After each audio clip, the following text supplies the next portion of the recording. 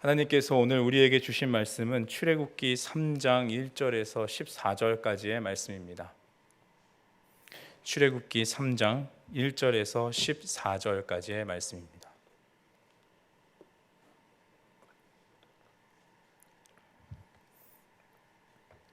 하나님의 말씀을 한 목소리로 봉독하시겠습니다. 모세가 그의 장인 미디안 제사장 이드로의 양떼를 치더니 그떼를 광야 서쪽으로 인도하여 하나님의 산 호렙에 이르매 여호와의 사자가 떨기나무 가운데로부터 나오는 불꽃 안에서 그에게 나타나시니라. 그가 보니 떨기나무에 불이 붙었으나 그 떨기나무가 사라지지 아니하는지라. 이에 모세가 이르되 내가 돌이켜 가서 이 큰 광경을 보리라. 떨기나무가 어찌하여 타지 아니하는고 하니 그때에 여호와께서 그가 보려고 돌이켜 오는 것을 보신지라. 하나님이 떨기나무 가운데서 그를 불러 이르시되 모세야 모세야 하시매 그가 이르되 내가 여기 있나이다. 하나님이 이르시되 이리로 가까이 오지 말라. 내가 선 곳은 거룩한 땅이니 내 발에서 신을 벗으라. 또 이르시되 나는 내 조상의 하나님이니 아브라함의 하나님, 이삭의 하나님, 야곱의 하나님이니라. 모세가 하나님 배웁기를 두려워하여 얼굴을 가리매 여호와께서 이르시되 내가 애굽에 있는 내 백성의 고통을 분명히 보고 그들이 그들의 감독자로 말미암아 부르짖음을 듣고 그 근심을 알고 내가 내려가서 그들을 애굽인의 손에서 건져내고 그들을 그 땅에서 인도하여 아름답고 광대한 땅, 젖과 꿀이 흐르는 땅, 곧 가나안 족속, 헷 족속, 아모리 족속, 브리스 족속, 히위 족속, 여부스 족속의 지방에 데려가려 하노라. 이제 가라. 이스라엘 자손의 부르짖음이 내게 달하고 애굽 사람이 그들을 괴롭히는 학대도 내가 보았으니 이제 내가 너를 바로에게 보내어 너에게 내 백성 이스라엘 자손을 애굽에서 인도하여 내게 하리라. 모세가 하나님께 아뢰되 내가 누구이기에 바로에게 가며 이스라엘 자손을 애굽에서 인도하여 내리이까. 하나님이 이르시되 내가 반드시 너와 함께 있으리라. 내가 그 백성을 애굽에서 인도하여 낸 후에 너희가 이 산에서 하나님을 섬기리니 이것이 내가 너를 보낸 증거니라.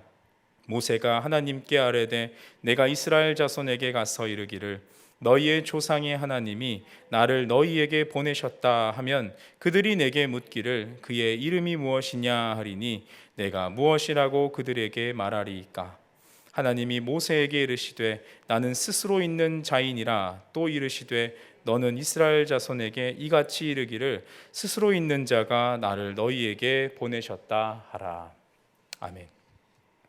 미국에서 가장 천재적인 시인 중에 한 명으로 꼽히는 에밀리 디킨슨이라는 사람이 있습니다.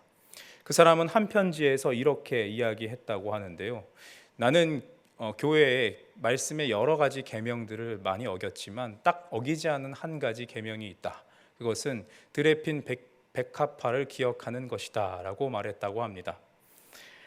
주로 운동 생활을 하면서 아주 열정적인 시를 짓고 희망을 노래했던 시인, 또 한편으로는 기독교에 대해서 비판적인 시각을 가지고 있던 이 시인이 이 말씀의 계명에 대해서 언급한 것이 좀 신기한데요. 시인이 다른 말한 것들은 어겼다라고 했지만 어기지 않았다라는 이 말은 아마도 이런 의미일 것으로 생각이 됩니다. 우리가 당연한 듯이 그냥 지나칠 수 있는 현상들, 예를 들면 우리가 어젯밤 자고 오늘 아침에 일어나서 어떻게 여기까지 안전하게 올 수 있었는지, 또 양재천에 씨앗이 뿌려져서 어떻게 저렇게 큰 나무가 되어서 우리 눈에 기쁨이 되는지, 그리고 하늘에 나는 여러 새들이 어떻게 돌보는 이가 없고 먹이는 이도 없는데 살아갈 수 있는지, 이런 일상에 주목하는 것이 바로 드레핀 백합화를 생각해 보라는 의미인 것 같습니다. 우리가 당연한 듯이 그냥 지나칠 수 있는 이런 현상들, 우리가 이것을 좀 더 기독교적으로 말하자면 마치 내가 누군가를 사랑할 때 그 사람의 모든 일거수일투족을 우리가 주목하게 되고 우리의 마음을 열어서 그 사람을 받아들이고자 할 때, 만약 하나님께서 말씀하시면 우리가 그것을 듣고자 우리의 마음을 열고 또 하나님의 음성에 주목하여 보는 것, 그것이 바로 하나님을 기다리는 것, 걸음을 멈추고 귀를 기울이고 드레핀 백합화를 생각해 보는 것의 기독교적인 의미라고 볼 수 있습니다. 놀랍게도 하나님은 이미 우리를 향해서 이 모든 것을 행하고 계십니다. 우리를 너무나 사랑하셔서 우리에게 모든 이목을 집중하고 계시고 우리의 일거수일투족 모든 것을 지켜보고 계십니다. 또 지켜보고 계실 뿐만이 아니라 우리가 어렵고 힘들 때 그 보좌에서 박차고 일어나셔서 우리에게 달려오시면서 우리를 위로하여 주시고 우리를 건져 주시는 분이십니다. 우리는 그 크신 부르심 앞에 작은 목소리로 응답하기만 하면 됩니다.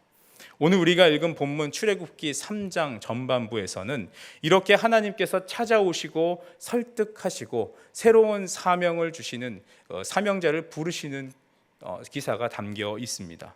오늘 말씀을 통해서 우리에게 새 힘을 주시고 우리를 부르심으로 초청하시는 주님의 음성에 아멘으로 화답하시는 귀한 은혜의 시간이 되기를 소망합니다. 먼저 하나님께서는 모세를 사명자로 부르시기 위해서 모세의 일상 속으로 찾아가셨는데요. 1절을 한번 보겠습니다. 1절입니다.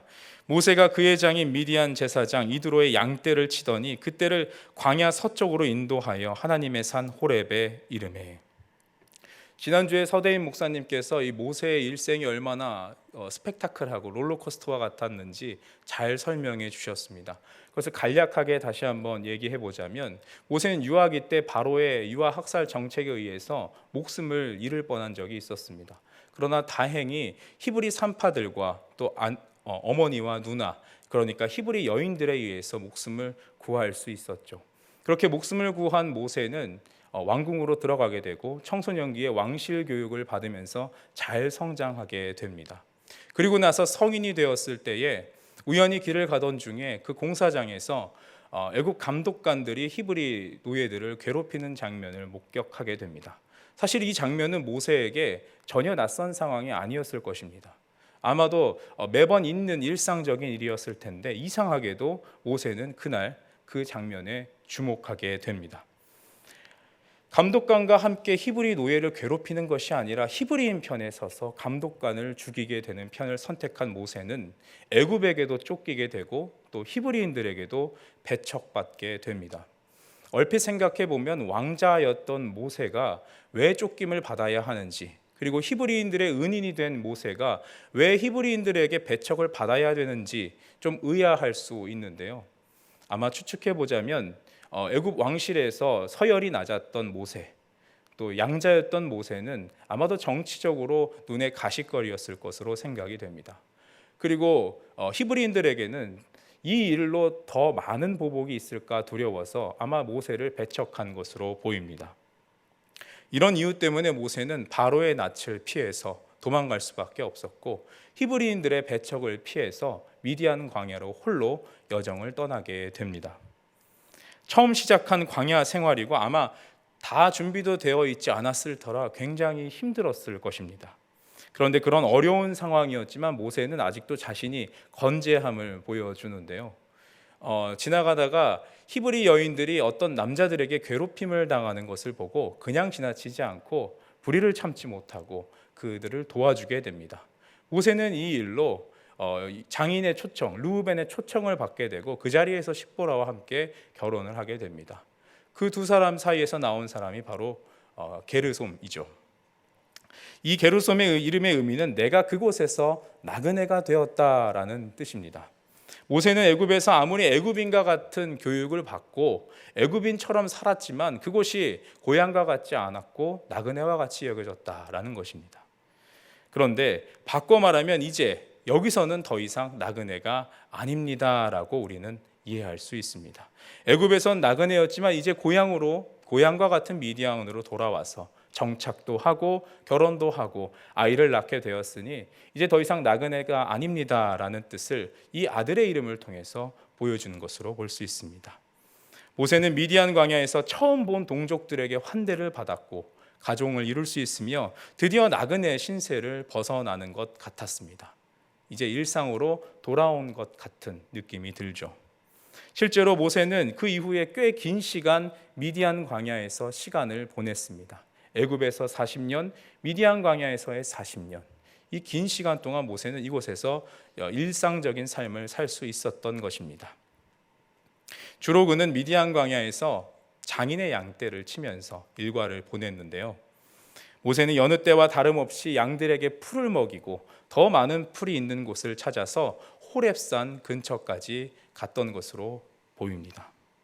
호렙은 볼모지, 내버려진 땅, 이런 뜻을 가지고 있는데요. 비록 정착했고 또 평범한 삶을 살고 있는 것처럼 보였던 모세였지만 이 호렙산의 이름을 볼 때 그의 마음 한켠에는 공허함과 알 수 없는 외로움이 있었던 것으로 보입니다. 우리도 그럴 때가 있지 않습니까? 모든 것이 잘 돼가고 있는 그런 때, 평범한 일상이 잘 유지가 되고 있는 것 같은 그런 때, 그러나 우리의 마음속 한켠에는 외로움과 공허함이 불쑥 고개를 내밀 때가 있습니다. 이런 순간은 누구에게나 찾아오죠. 애굽에서 살인자가 되어 쫓기게 되고 같은 민족인 히브리인들에게는 배척을 받아서 도망오게 된 모세는 이제 일상을 찾은 것 같았지만 그 마음 한켠에는 호렙과 같은 황폐한 마음이 그 마음속에 있었던 것입니다. 이미 여기 계신 성도님들께서는 잘 아시겠지만 이런 공허함과 외로움은 잠시 다른 것들로 채우려고 시도해봐도 잘 되지 않습니다. 오직 하나님께서만 그 외로움과 공허함을 채울 수 있죠. 그래서 하나님께서는 모세에게 예상치 못한 때에 찾아오셔서 그의 이름을 불러주십니다. 하나님께서는 불타는 가시떨기 나무 안에서 모세의 이름을 불러주시는데요. 떨기나무는 광야에서 흔히 찾아볼 수 있는 나무 중에 하나입니다. 거기에 건조한 광야의 날씨는 이 떨기나무끼리 부딪혀서 자연스럽게 불이 붙을 수 있는 그런 환경이 되는데요. 그러니 모세는 충분히 호렙산 근처를 지나면서 이렇게 스스로 불이 붙은 가시덤불 나무를 자주 보았을 것입니다. 아마도 그냥 지나갈 수도 있는 그런 상황이었던 것이죠. 그런데 오늘은 평상시와 조금 달랐습니다. 출애굽기 3장 2절을 함께 보겠습니다. 여호와의 사자가 떨기나무 가운데로부터 나오는 불꽃 안에서 그에게 나타나시니라. 그가 보니 떨기나무에 불이 붙었으나 그 떨기나무가 사라지지 아니하는지라. 지금껏 스스로 불이 붙은 떨기나무를 수도 없이 봤던 모세였지만 불에 타서 곧 재가 되어야 되는데 아직도 남아있는 그런 신기한 광경은 처음 보았던 것입니다. 이 신기한 광경에 모세는 주목했고 가던 길에서 돌이켜서 가까이 다가갔습니다. 그러자 하나님께서 연거푸 2번이나 모세야 모세야 하고 모세를 부르시는데요. 하나님께서 이렇게 이름을 2번이나 부르실 때는 긴급한 때나 중요한 일을 맡기실 때 이렇게 이름을 2번 부릅니다. 이런 하나님의 부르심에 모세가 내가 여기 있나이다 대답하고 가까이 가려고 하는데 하나님께서는 내가 선 곳은 거룩한 곳이니 내 신을 벗어라 라고 말씀하십니다. 호렙산이 어떤 곳입니까? 페어의 산 가시덤불의 호렙산이었는데 하나님께서 찾아오시니 그곳이 거룩한 산이 되었고 이후에 하나님과 이스라엘 전체가 만나는 아주 중요한 산이 될 수 있었던 것입니다. 모세의 지난한 일상 가운데 하나님께서 찾아오시니까 그곳이 거룩한 곳이 되며 더 나아가서 이스라엘에게 정말 빠질 수 없는 가장 핵심적인 장소로 변했던 것이죠. 하나님의 예기치 못한 이런 방문은 이렇게 우리의 일상과 그 일상을 대하는 우리의 태도를 변화시켜 주시는 것입니다. 매일 반복되는 출근길과 또 매일 만나는 사람들과 그리고 매일 일상적으로 우리가 해야 하는 여러 가지 반복되는 일 속에서 하나님이 찾아오시면 그 일상과 그 일상을 대하는 우리의 마음의 태도가 달라지게 되는 것입니다. 서두에서 말씀드렸던 들에 핀 백합화를 발견할 수 있는 눈을 우리가 갖게 되는 것입니다. 이 모든 것이 하나님께서 하신 일임을 우리 일상 가운데서 하나님이 계시지 않은 곳이 없었음을 우리가 깨닫게 되는 것입니다. 이때부터 우리 마음속에는 공허함이나 외로움이 찾아와도 그것을 견디고 이길 수 있는 힘을 갖게 됩니다. 내가 만나는 모든 사람들은 그냥 만나는 사람이 아니라 하나님께서 만나는 사람이 되고 내가 반복적으로 해야 하는 일이 있다면 그것은 하나님의 영광을 위해서 할 수 있는 일로 변화되게 되는 것입니다. 이제 하나님께서 사명자를 부르시는 2번째 단계로 하나님께서 찾아오셔서 모세를 설득하시는 장면을 우리가 볼 수 있는데요. 본문 6절에 보시면 모세를 찾아오신 이유를 구체적으로 밝히시면서 모세를 설득해 가십니다. 하나님은 우리를 때론 강력하게 이끌기도 하지만 오늘처럼 이렇게 설득하시는 방식으로 일하시기도 하십니다. 설득의 첫 마디인 6절은 오늘 본문 앞장인 출애굽기 2장 24절과 함께 연관되어 있기 때문에 함께 놓고 읽어보도록 하겠습니다. 6절을 먼저 읽겠습니다. 또 이르시되 나는 내 조상의 하나님이니 아브라함의 하나님, 이삭의 하나님, 야곱의 하나님이니라. 모세가 하나님 배웁기를 두려워하여 얼굴을 가리매. 24절입니다. 하나님이 그들의 고통 소리를 들으시고 하나님이 아브라함과 이삭과 야곱에게 세운 그의 언약을 기억하사 나는 아브라함의 하나님, 이삭의 하나님, 야곱의 하나님이다 라고 말씀하시면서 믿음의 여러 조상들과 약속하셨던 그 약속을 잊지 않으시고 이제 실행하실 것임을 말씀하여 주십니다. 어떤 계획이었습니까? 창세기 15장 14절에 보시면 400년간 포로로 끌려갔던 그들의 백성들을 전리품을 주어 이제는 돌아가게 하겠다라는 하나님의 약속이었습니다. 그동안 하나님께서 뒷짐을 지시면서 이스라엘을 지켜보시기만 하셨던 것이 아니었습니다. 이스라엘의 일상을 위협했던 바로의 폭정과 그 가운데서 고통받았던 이스라엘과 모세의 일상을 하나님께서는 다 주목하고 보고 계셨던 것입니다.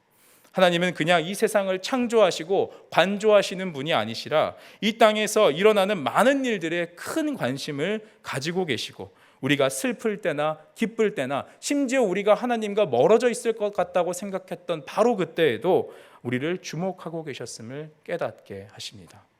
오늘 본문 7절과 8절이 이것을 더 구체적으로 말해주고 있습니다.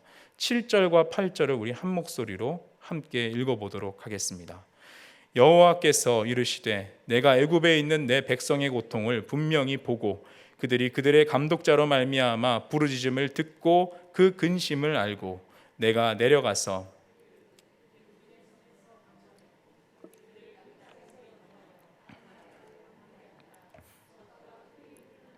곧 가나안 족속, 헷 족속, 아모리 족속, 브리스 족속, 히위 족속, 여부스 족속의 지방에 데려가려 하노라. 그렇습니다. 하나님께서는 이스라엘의 고통을 보고 듣고 다 알고 계셨습니다. 이스라엘이 애굽의 감독자에게 괴롭힘을 당하는 것을 다 보고 계시고 고통당할 때도 가만 보고만 계신 것이 아니라 바로 그곳에 이스라엘과 함께 하셨던 것입니다. 그들과 함께 아파하시고 고통당하시는 그 하나님의 파토스, 그 하나님의 마음이 그곳에 함께 있었던 것입니다. 심지어 아직 이스라엘이 하나님을 다 알지 못했던 때에도 하나님은 그들과 함께 하셨고 함께 아파하셨고 함께 공감하고 계셨던 것입니다. 학생들이나 청년들과 함께 신앙에 대해서 종종 이야기를 나누다 보면 이런 비슷한 질문을 받게 됩니다. 하나님께서 워낙 큰 계획을 실행하고 계시고 우리는 너무나 작기 때문에 이 작은 우리들에게 하나님께서 그렇게 큰 관심을 가지실까요? 라는 질문을 받기도 합니다. 그럴 때 이 오늘의 본문이 좋은 대답이 됩니다. 오늘 본문은 이스라엘이 심지어 하나님에 대해서 잘 알지 못했던 바로 그때에도 모세가 자신의 반복되는 일상 속에서 지쳐있는 바로 그때에도 가장 작은 자라고 여겨졌던 노예와 도망자 모세에게도 하나님은 함께 하셨고 지켜보고 계셨으며 그들의 아픔에 공감하셔서 그냥 그들을 가만 보지 않으시고 하늘 하나님의 보좌에서 벌떡 일어나셔서 그들에게 달려가고 있었음을 우리에게 알게 해주시는 것입니다. 이제 하나님은 9절과 10절에서 모세에게 이렇게 말씀하십니다. 바로에게 가서 이스라엘을 구원해 내라, 가라라고 명령하시죠. 그러나 우리가 새벽에 계속 예레미야서를 보셔서 아시겠지만 예언자나 사명자들은 한 번에 하나님의 이 말씀에, 이 부르심에 예라고 응답하는 법이 없습니다. 모세도 비슷하죠. 오늘 11절에 한번 보시면 모세가 하나님께 아뢰되 내가 누구이기에 바로에게 가며 이스라엘 자손을 애굽에서 인도하여 내리까 라고 말합니다. 내가 누구이기에 라고 대답하죠. 내가 무슨 자격이 있습니까? 나는 할 수 없습니다 라고 대답하는 것과 같습니다. 그런데 하나님께서는 이 모세의 완곡한 거절에 내가 다 작전 짜놨으니 너는 가서 이렇게만 하고 너는 저렇게 하고 이런 말씀을 하시지 않습니다. 딱 한마디 말씀을 해주시는데요. 12절입니다. 하나님이 이르시되 내가 반드시 너와 함께 있으리라. 내가 그 백성을 애굽에서 인도하여 낸 후에 내가 이 산에서 하나님을 섬기리니 이것이 내가 너를 보낸 증거니라. 아멘. 내가 반드시 너와 함께 있으리라 말씀하십니다. 저는 이 구절을 읽을 때마다 매번 소름이 돋는데요, 그냥 함께 있는다고 말씀하시지 않으셨습니다.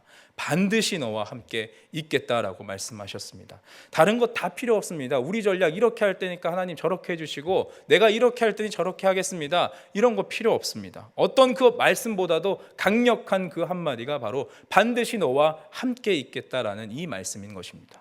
모세도, 그리고 예레미야 선지자도, 우리도 이 한마디면 충분합니다. 하나님이 함께 하시는데 무엇이 두려울 수 있겠습니까? 예수님께서도 임마누엘, 우리와 함께 하시려고 육신을 입으시고 이 땅에 오시지 않으셨습니까? 성령님께서도 아예 우리 마음 가운데 거주하셔서 우리를 하나님의 처소 삼으시려고 이 땅에 아예 내려와 버리시지 않으셨습니까? 그걸로 다 끝난 것입니다. 그런데 우리는 종종 하나님의 함께 하심 잘 알겠습니다, 그것은 기본 옵션이죠, 좀 더 많은 것들을 요구하고 싶습니다 하고 더 많은 것들을 하나님께 요구할 때가 종종 있습니다. 물론 이런 기도도 필요합니다. 모세도 구구절절 하나님께 저는 말을 못해서 잘 못해요, 이런 말들 충분히 하지 않았습니까? 관계도 실패하고 여러 실패한 모습들을 우리가 잘 보았습니다. 그러나 이미 출애굽기 4장에서 하나님께서 함께 하시니 그 모든 실패와 부족함들이 역전되는 것을 우리가 이미 다 보지 않았습니까? 하나님이 함께 하시면 충분합니다. 이 한마디 선포면 더 이상 모세를 설득한 어떤 것도 필요치 않게 됩니다. 이제 모세는 이 강력한 하나님의 설득에 풀이 꺾여서, 그럼 누가 보내서 왔다고 하면 됩니까 하나님? 이렇게 하나님께 묻습니다. 여기에 하나님께서 그 어떤 힘보다 강력한 힘을 모세에게 주시는데요, 그것은 하나님의 이름입니다. 14절을 우리 함께 읽어보겠습니다. 14절입니다. 하나님이 모세에게 이르시되 나는 스스로 있는 자이니라. 또 이르시되 너는 이스라엘 자손에게 이같이 이르기를 스스로 있는 자가 나를 너희에게 보내셨다 하라. 아멘. 하나님은 하나님의 함께 하심을 더욱 강력한 증거인 하나님의 자기소개를 통해서 확증해 주십니다. 이렇게 이름을 알려주시는 이유는 바로 그 하나님의 이름에 능력이 있기 때문입니다. 하나님은 개인적인 이득을 위해서 하나님의 이름을 물었던 야곱과, 그리고 삼손의 아버지 마노아가 하나님의 이름을 물을 때는 그 이름을 대답해 주지 않으셨습니다.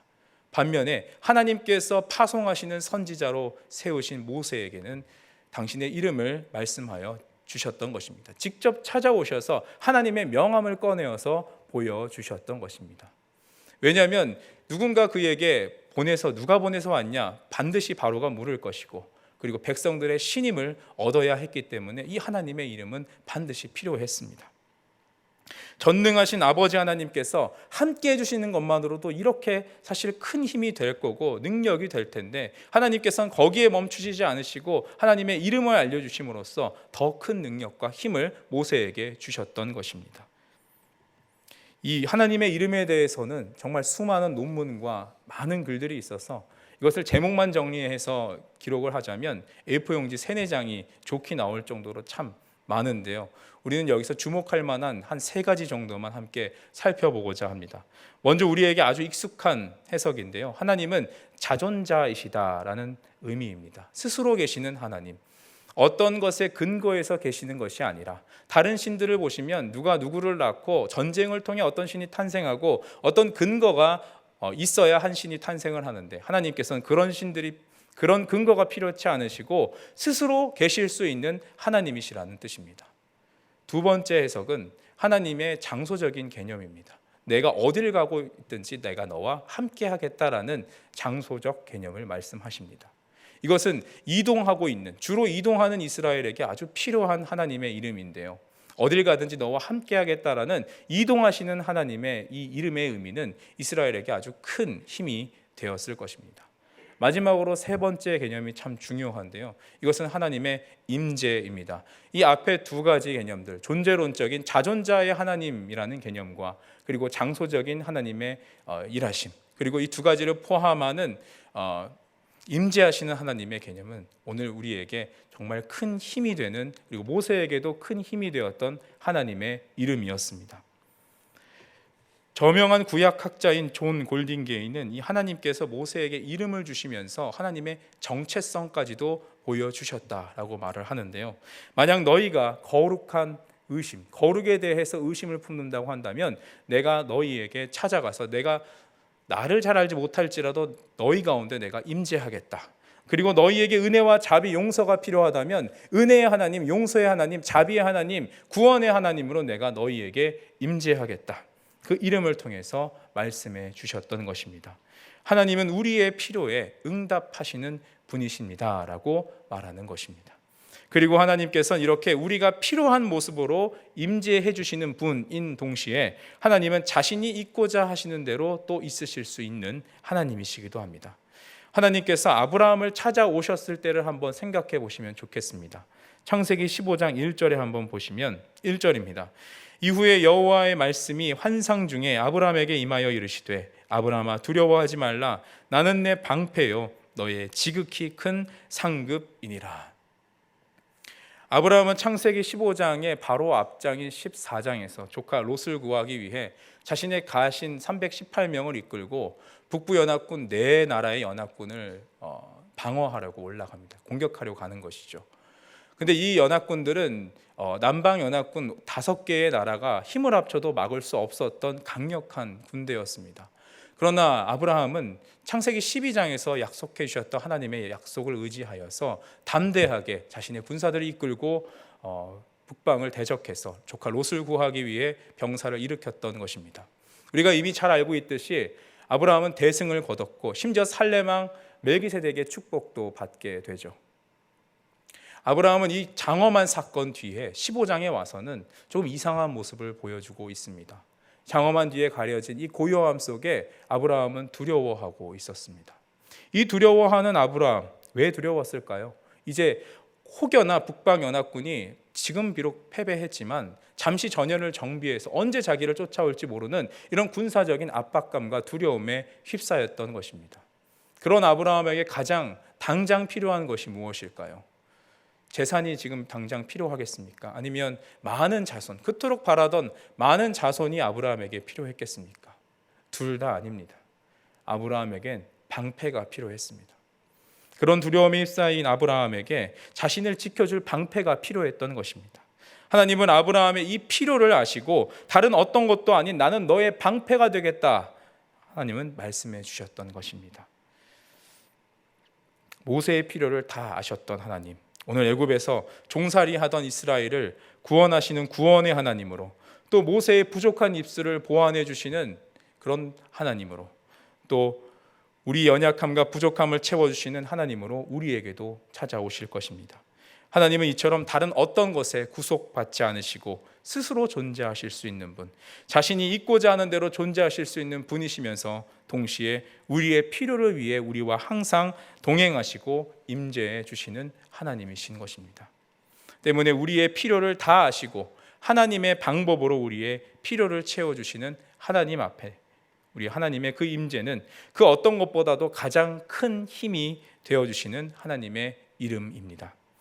이제 마지막으로 하나님께서 모세를 찾아오시고 설득하시고 또 힘을 주셔서 새로운 사명자로 거듭나게 하신 후에 어떤 일이 일어났는지를 함께 보겠습니다.